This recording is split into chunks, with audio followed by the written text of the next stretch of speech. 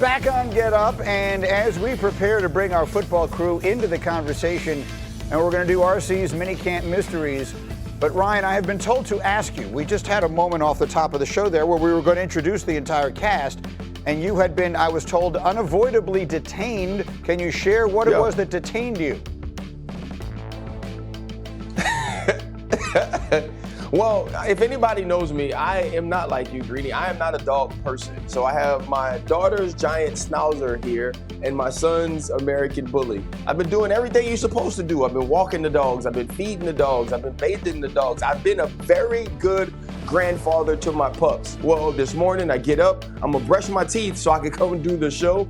And my daughter's dog, giant schnauzer, which was once my dog, the reason it's my daughter's dog is because I don't really like dogs, and it decided to take a giant dump in my bathroom. And this wasn't like one of those dumps where she was trying to like hold the poop. It was like, nah, like you really ain't moving like I want you to move, so I'm gonna poop all over your bathroom. And it was a walking poop too. It was like a concentrated area. It was a concentrated area of poop that she was like, this poop is gonna be very difficult to pick up because it's a lot and mushy. And then it was drops of poop as she was trying to run from me to get into her kennel. And so it was like I had to pick up poop with a bag. I had to pick up poop with a towel. Then I had to come and mop the poop. Then I had to clean the mop because the mop stank. And I don't really know what you're supposed to clean up dog poop with. So my entire bathroom smells like Mr. Clean and freaking vinegar and Dookie. And I'm not even going to start the show, Greeny. Start the show. Listen, I mean, the only thing I can say is you have to sell the house. You can no longer continue to live. Dominique, do you have any comment before I get to football here? I mean, RC said he don't like dogs. It is clear that them dogs don't like him either. That's exactly right. Some get back. And maybe he can borrow your cat for a little while. We've had that conversation. Okay, let's go to some football here. RC, let's do your training camp mysteries. Here's the first one. Will the Bengals off-season drama wind up costing Joe Burrow the playoffs again this year? You know what? I don't think it will. They've had so much stuff going on offensively in the last few years, and there's been some slow starts there. I think Trey Hendrickson gets a deal done, Shamar Stewart as well. The Cincinnati Bengals have been known to be cheap. Trey Hendrickson he's not seen like Myles Garrett. He's not seen like TJ Watt, Micah Parsons. Now they can work together to get a deal done to have this defense ready to go for new defensive coordinator, Al Golden. Speaking of defensive players not in camp, TJ Watt's absence from minicamp, is that something or nothing? I think it's nothing, but I remember going through this with Troy. Now, Troy was in camp, but we were having the conversation every day about him getting a new contract done. I think with TJ, it's a little tricky, right? He's making about $21 million. He needs to be up there with the Myles Garretts, up there with the Max Crosbys and some of those guys making that big money because he's earned it and he deserves it. General Manager Omar Khan has been manipulating the salary cap and adding players to this team. He's going to take care of his own. All right, and then let's stay with that team if we can. Will the relationship between Aaron Rodgers and Mike Tomlin, will it work?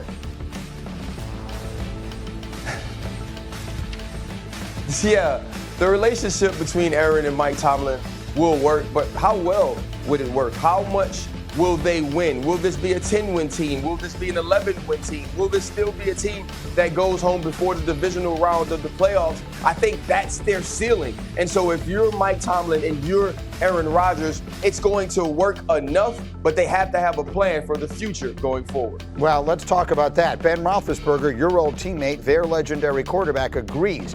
He was on his podcast, which is called Footballin' with Ben Roethlisberger, talking about how many years he thinks Rodgers has left. I think this might be it for him. Could be. Personally. I have no reason. You can ask, well, how do I know? I don't know. I'm just guessing in terms of you coming off an Achilles. Coming off my elbow, my first year back, I felt like I was 100. I wasn't even, you don't realize that you're not 100 till the next year when you are 100. He's going to feel better, but it doesn't mean that he's going to have 2 or 3 years left. I think this might be his last go. Ben Roethlisberger, for the record, is only about a year and a half older than Aaron Rodgers. So I guess that really is the question. Dominique, your reaction, Big Ben saying he thinks it's going to be one and done for Aaron in Pittsburgh.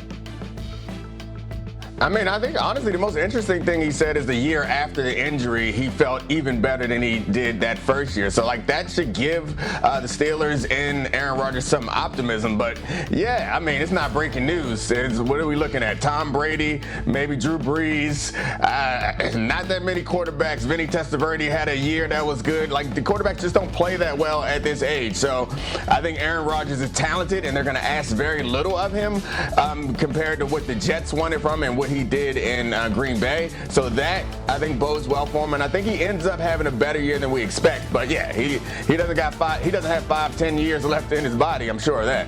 Jeff, what do you think?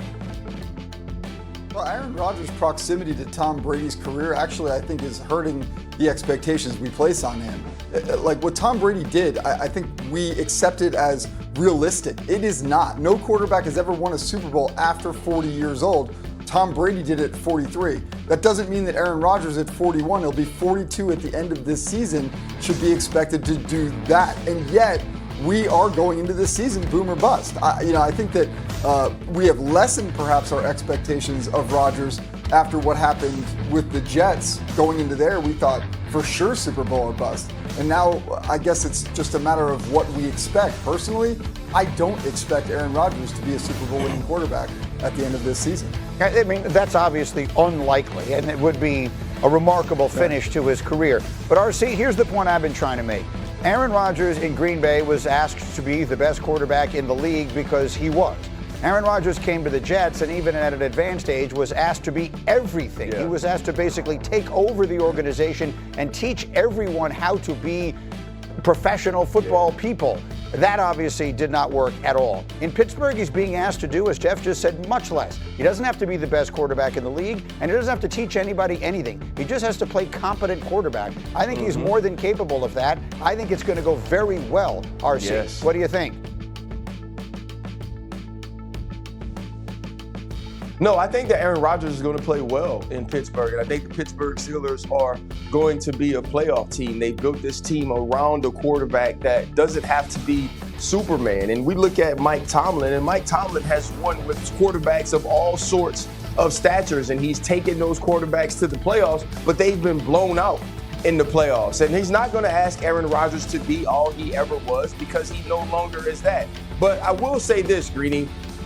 After this season, we're going to have sort of a referendum on what Aaron Rodgers' career is and what Mike Tomlin's career is. And I'm going to say something that's probably going to be a little bit controversial.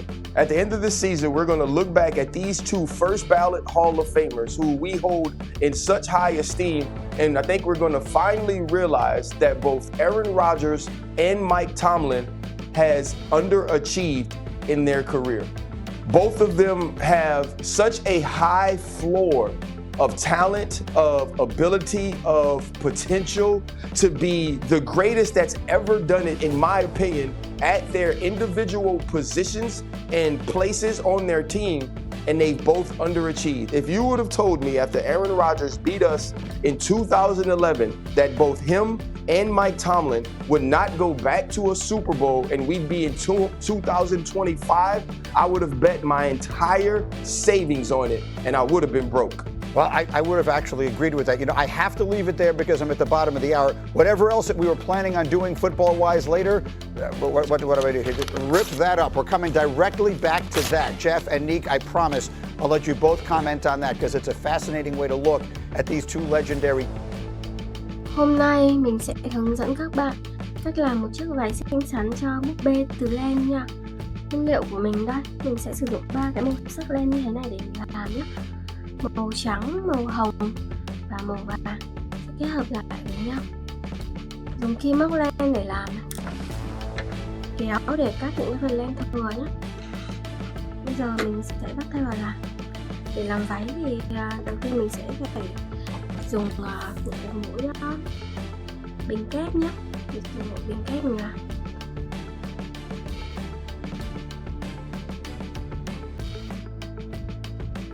Đầu tiên thì sẽ móc một nút thắt trước.